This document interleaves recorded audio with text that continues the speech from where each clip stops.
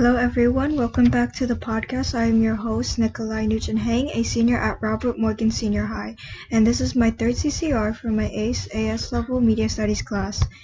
In this episode, I am going to dive into how my production skills developed throughout the filming process of my group's film opening. For starters, I am going to talk about the preliminary exercise our media studies instructor made us do at the beginning of the school year, which was to rank our technical skills on a scale of 1 to 10 based on how confident we were in each category, which was typing, video editing, software, and computers. For typing, I gave myself a 10, video editing a 4, software a 2, and computers a 6. However, reflecting on the production process of our film and the work I have done during the year for my blog for the class, I believe that I overestimated some of my skills in some areas, such as video editing. I believe it should be a little lower because when I actually had to edit a video, I found myself lost with both the process and the type of software I should use. I do believe my technical skills in cinematography have seen the biggest improvement in our final film compared to the practice film that my classmate and I had to do at the beginning of the year called The Missing Key. For that assignment, our instructor had us make a storyboard from a pre-written script and then shoot shots following the storyboard we drew. This was so we could practice creating storyboards and actually take thought-out camera shots.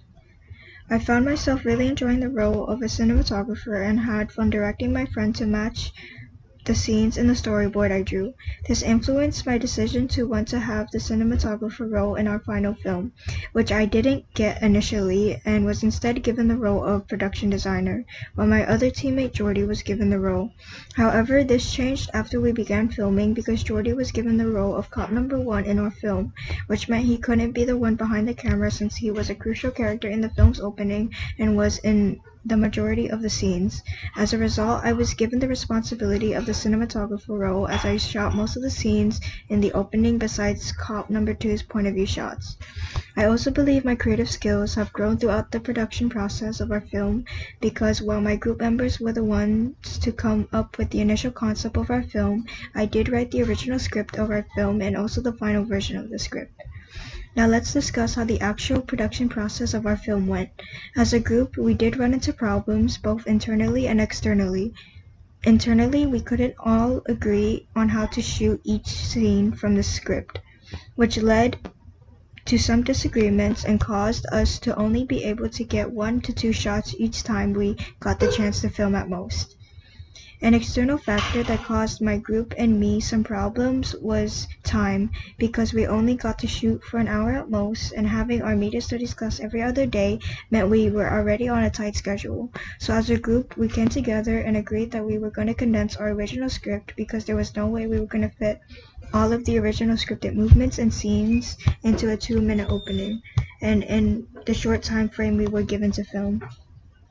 We made sure this would be doable by asking our teacher what to do if we deviated too much from our original script, and she told us it would be fine as long as we rewrote the script to encompass what we actually filmed, which I did. Another external factor we ran into was the staff at our school.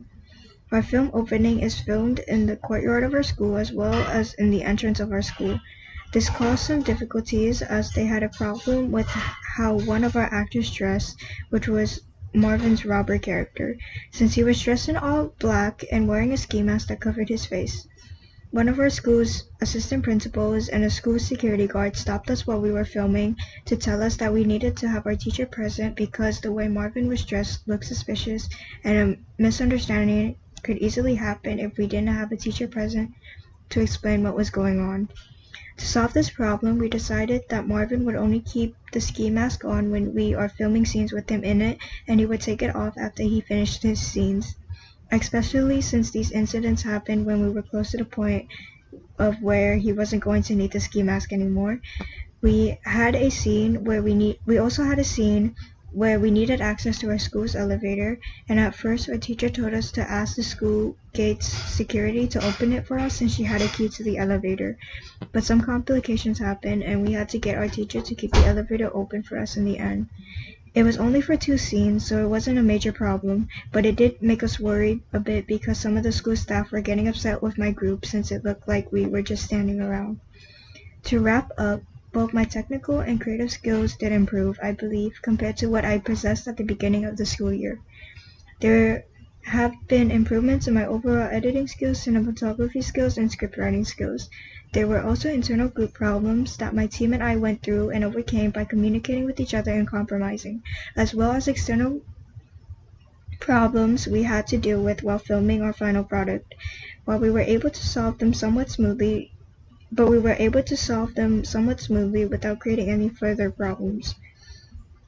And that brings me to the end of today's episode. I hope you all enjoyed, and come back soon for the next episode where I will be elaborating on the technology I used to document my journey in this ACE class and what my group and I used to shoot, edit, and upload our final product.